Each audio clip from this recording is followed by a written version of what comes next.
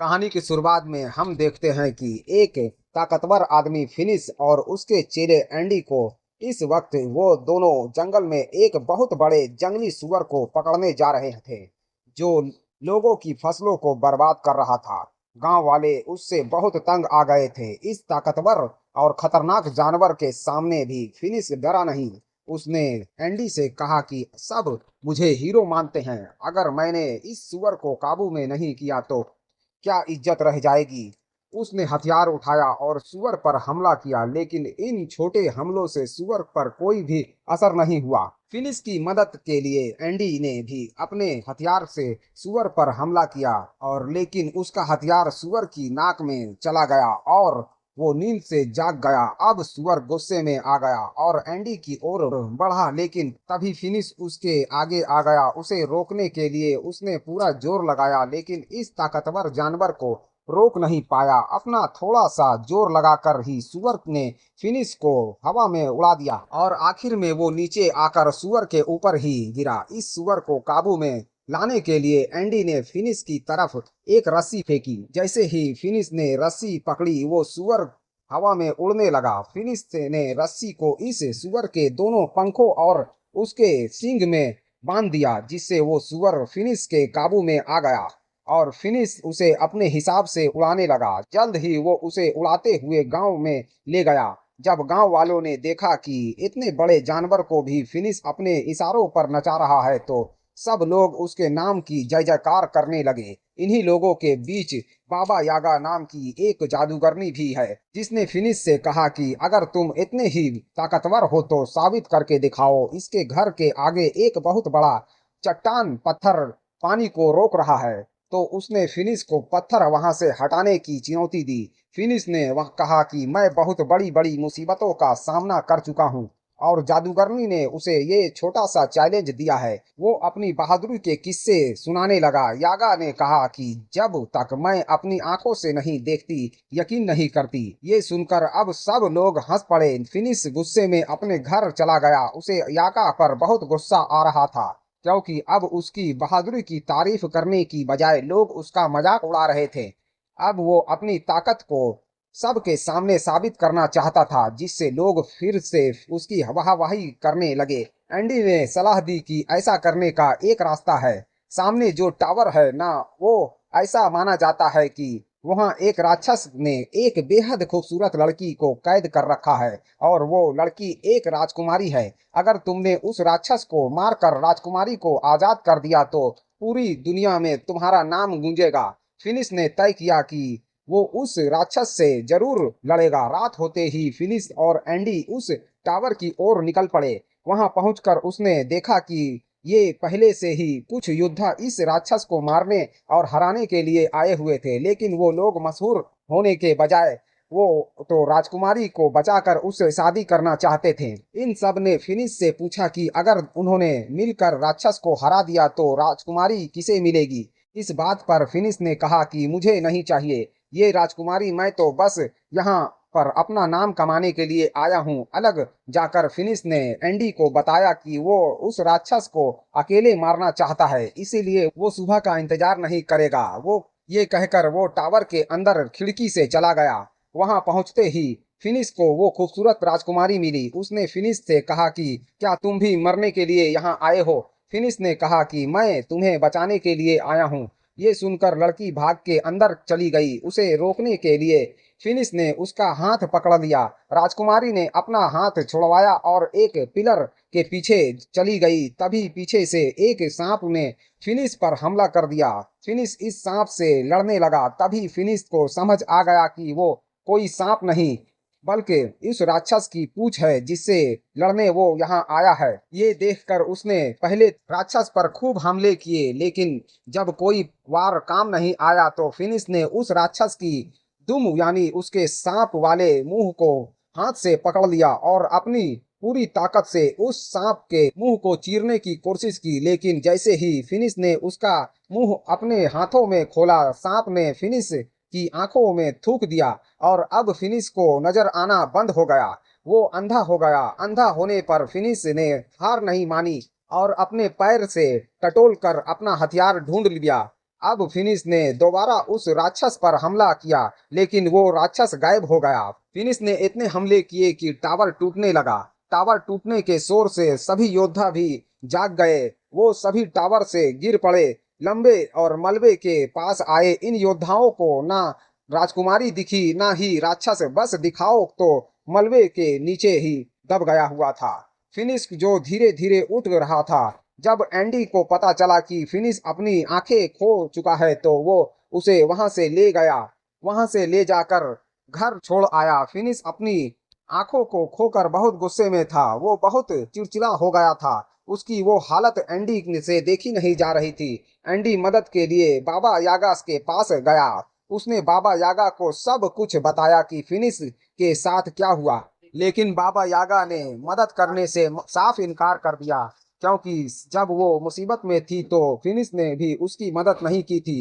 ये बात जब फिनिश को पता चली तो वो बहुत उदास हो गया। इसी वजह से वक्त गुजरता रहा। अब एंडी ने भी फिनिश के पास आना बंद कर दिया। वो अपने सारे काम बहुत मुश्किल से कर पाता। बाहर जाकर खाने पीने का सामान खरीद कर लाता, लेकिन बच्चे उसके फल चुरा लेते। अब उसके पैसे भी खत्म होने लगे थे। एक दिन एंडी फिनिश के घर आया तो उसने गुस्से में एंडी से कहा कि उसके पास एंडी के लिए कोई काम नहीं है, तो तुम एक काम करो, कुछ और ढूंढ लो। ये सुनकर एंडी वहां से चला गया। बीतते समय के साथ फिनिश के सारे पैसे खत्म हो गए। अब वो दिन आ गया। फिनिश बाजार में सड़े गले फल खाने लगा। ऐसे ही एक दिन जब उसे सड़ा गला फल भी नहीं मिला तो वो अपनी टोकरी लेकर बाजार में बैठा रहा। बाबा यागा वहां से गुजर रहे थे। तभी उसने फिनिश को देखा तो उसने अपनी टोकरी से कुछ खाने का सामान फिनिश की टोकरी में डाल दिया। इससे पहले ये दोनों कुछ बात करते गांव पर कुछ लुटेरे ने हमला कर दिया। ये लुटेरे गांव के लोगों को मारने लगे। फिनिश देख तो नहीं सकता था, लेकिन उसे अच्छे से सुनाई दे रहा था कि कैसे लोग मर रहे हैं, तड़प रहे हैं। जैसे ही लुटेरे उसके पास आया, उसने आवाज सुनकर वापस उन पर हमला किया। कुछ देख ना पाने के बावजूद भी सिर्फ आवाज के सहारे वो दो तीन डाकुओं से एक साथ लड़ रहा था। एक दूसरे डाकू ने फिनिश पर रस्सी फेंकी, लेकिन फिनिश ने वो रस्सी पकड़ कर डाकू को घोड़े से नीचे गिरा दिया और फिनिश उसे अपनी तरफ खींचकर उसकी खूब धुलाई की। लेकिन कुछ डाकुओं ने पीछे से उस पर हमला कर दिया और वो वहीं बेहोश हो गया। जब उसे होश आया तो वो एक शिप में था। उसकी गर्दन और हाथों को एक लकड़ी से बांधा गया था। इस जहाज में बाबा यागा और गांव के काफी सारे लोग भी थे। फिर हमने देखा कि एंडी भी वहां पर है, जो जहाज में आजाद घूम रहा था। बाबा यागा ने पूछा कि तुम आजाद कैसे घूम रहे हो? तो उसने कहा कि मैंने इन डाकुओं को यकीन दिला दिया है कि मैं उनकी तरफ ही हूँ, मैं उनकी मदद करूंगा। साथ ही वो गांव वालों के ऊपर डाकुओं के लिए नजर भी रखेगा। एंडी के पास इस वक्त एक सोने का चिराग है जो उसने डाकुओं से चुरा लिया था। उसने कहा कि वो इस चिराग को बेचकर खूब पैसे कमाएगा। जैसे ही एंडी ने इस चिराग को रगड़ कर साफ किया तो उसमें से एक जिन बाहर निकला। उसे देखकर सब घबरा गए, यहाँ तक कि एंडी भी नीचे का शोर सुनकर एक डाकू वहां आ गया, लेकिन जिन ने इस डाकू को मारकर ऊपर फेंक दिया। जब जिन एंडी के पास गया उसकी ख्वाहिश पूछने तो एंडी ने बताया कि वापस चिराग में चले जाओ, और वहां जिन दोबारा से चिराग में चला गया। ऊपर से एक डाकू आया और एंडी के गले पे तलवार तान कर अपना चिराग उससे वापस ले लिया, और कुछ ही देर में ये जहाज अरबिया पहुंच गया। गांव के लाए हुए सभी लोगों को गुलाम के तौर पर बेचने के लिए खड़ा कर दिया गया। वहां एक नकाब पोश आदमी आया और उसने फिनिश, बाबा यागा और एंडी को खरीद लिया। वो उन्हें अपने महल में ले गया। वहां पहुंचते ही सभी लोग इतना बड़ा महल देखकर हैरान रह गए। इस महल में रोबोट काम कर रहे थे, हालांकि वो बहुत ही पुराना जमाना है। तभी उस आदमी ने अपने चेहरे से नकाब हटाया। उसने यहाँ की हैरानी नकाब हटाया। उसने कहा कि मैं एक साइंटिस्ट हूँ और ये सभी रोबोट उसी ने बनाए थे। इस आदमी ने बताया कि उसने और भी बहुत सी मशीनों बनाई है जिससे इंसानों का काम आसान हो सके। फिनिश ने इस आदमी को अपनी कहानी बताई कि कैसे वहां वो पहले एक बहुत ताकतवर योद्धा था और अंधा होने के बाद उसकी जिंदगी नर्क हो गई।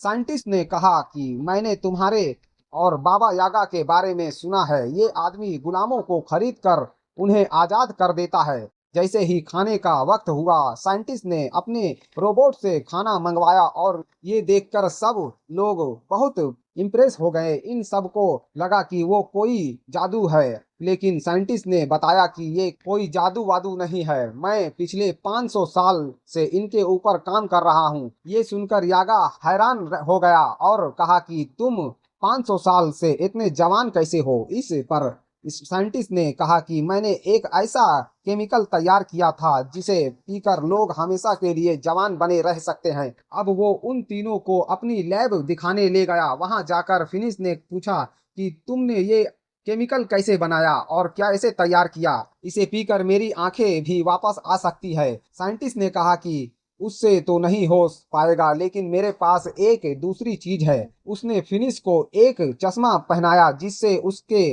दोबारा सब कुछ दिखने लगा। साइंटिस्ट का मानना था कि साइंस की मदद से कोई भी चमत्कार किया जा सकता है और लोग जादू का इस्तेमाल करके वो दुनिया को नुकसान पहुंचाते हैं, और इन नुकसान पहुंचाने वाली चीजों को खत्म करने के लिए ही उसने एक मशीन बनाई है।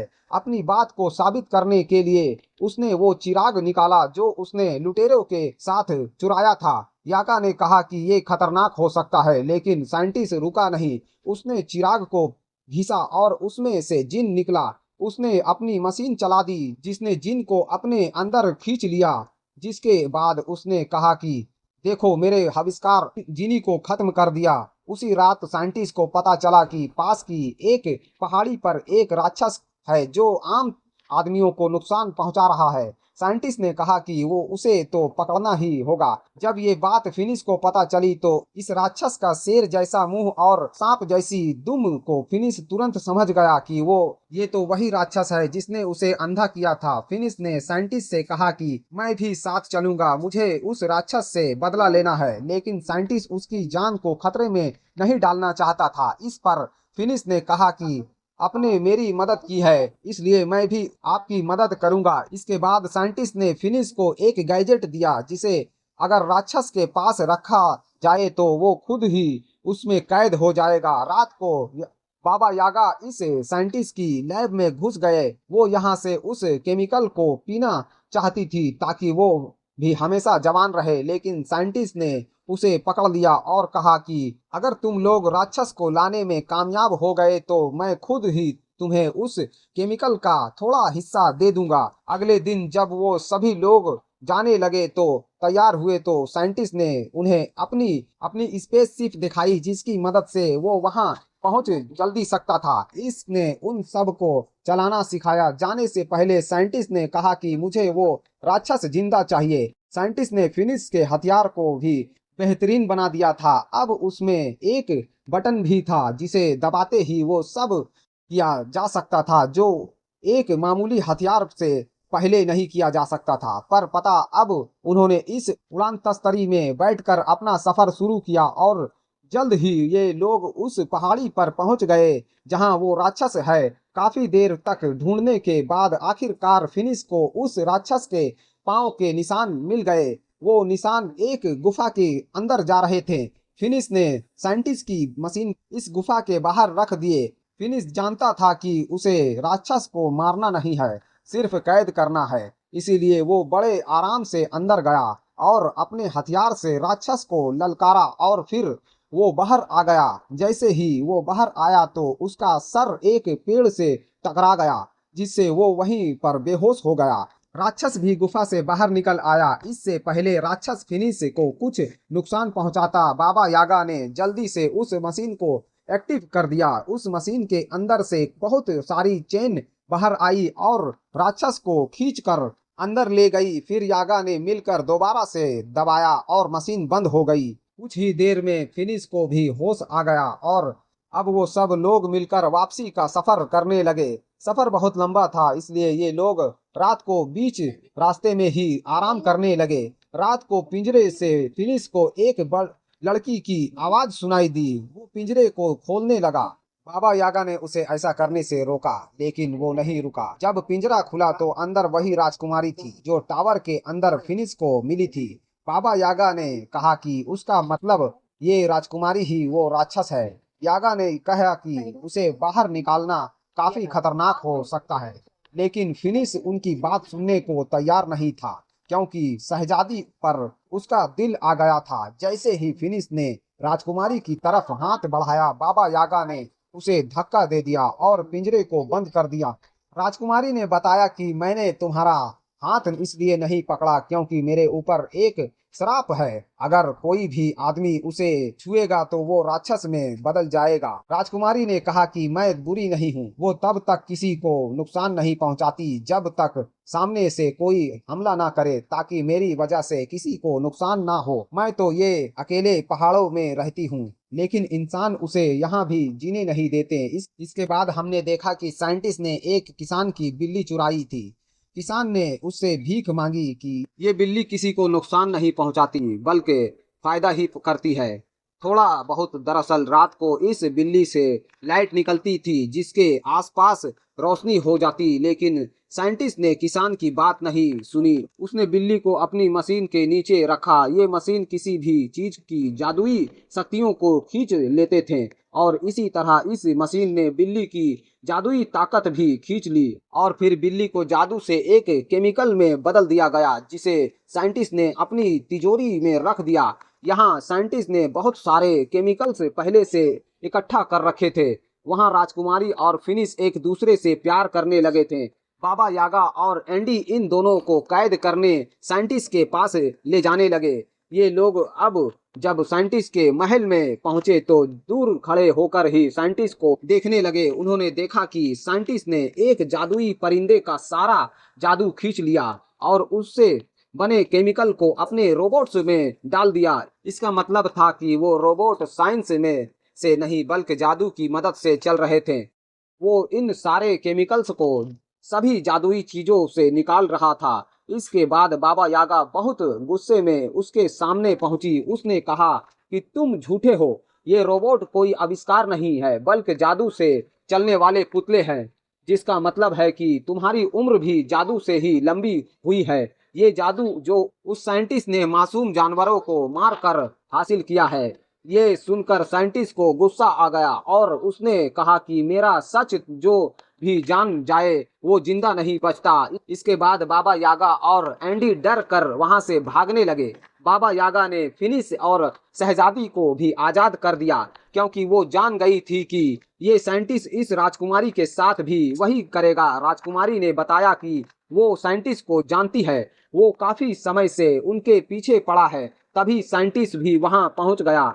उसने अपने सारे रोबोट्स को इकट्ठा कर दिया ताकि उसमें से कोई भी भाग ना पाए और फिर राजकुमारी के अंदर से उसके जादू को अपनी मशीन में खींचने लगा। फिनिश ने उसे बचाने की कोशिश की, लेकिन वो बंधा हुआ था। वो उसे बचा तो नहीं सकता था, लेकिन उसने राजकुमारी का हाथ पकड़ लिया ताकि वो राक्षस में बदल जाए। राक्षस बनते ही राजकुमारी ने अपनी जंजीरों तोड़ दी और वहां से भाग गए। मौका पाकर बाबा यागा और फिनिश भी वहां से बच निकले, लेकिन साइंटिस्ट के आदमी उनके पीछे लग गए। बाबा यागा ने उनसे बचने के लिए अपने जादू का इस्तेमाल किया। उसने तारबूज के बीज पर उन पर फेंके तो अचानक तारबूजों में बदल गया। साइंटिस्ट भी अपना बड़ा रोबोट निकाला। वो किसी भी हाल में फिनिश और बाबा यागा को नहीं छोड़ सकता था, क्योंकि वो उसकी सच्चाई जानते थे। एंडी ने साइंटिस्ट को समझाया कि हमारे पास जितना जादुई केमिकल है बहुत है, लेकिन साइंटिस्ट नहीं माना। वो बड़ा टर्टल रोबोट जब बाहर निकला तो पूरा महल टूट गया। साइंटिस्ट अब उस रोबोट के अंदर बैठकर एंडी के साथ फिनिश और यागा का पीछा कर रहा था। अब वो इन दोनों पर तोप के गोले बरसाने लगे। फिनिश ने यागा से कहा कि तुम इसका ध्यान भटकाओ और मैं इसके ऊपर चढ़कर इसे उल्टा करने की कोशिश करता हूँ, क्योंकि एक बार अगर ये बड़ा सा टर्टल उल्टा हो गया तो सीधा नहीं हो पाएगा। जैसे ही वो रोबोट यागा के सामने आया, उसमें लगी मशीन यागा के अंदर के जादू को खींचने लगी, जिस वजह से यागा बिल्कुल बूढ़ी लगने लगी। ये देखकर फिनिश्ड को बहुत तरस आया, लेकिन जब तक वो साइंटिस्ट का ध्यान भटका रही थी, फिनिश टर्टल के ऊपर चढ़ गया। जब साइंटिस्ट ने ये देखा तो अपने टर्टल के हाथ फैला दिए ताकि वो फिनिश को नीचे फेंक सके। फिनिश तो नहीं गिरा, लेकिन उसका चश्मा गिर गया। अब उसे दिखना बंद हो गया था। बाबा यागा ने जैसे ही ये देखा तो वो फिनिक्स की मदद करने के लिए आगे बढ़ी। उसे बताने लगी कि कैसे लड़ना है, कहाँ जाना है। इतनी ही देर में राक्षस बनी हुई वो राजकुमारी वहां आ गई।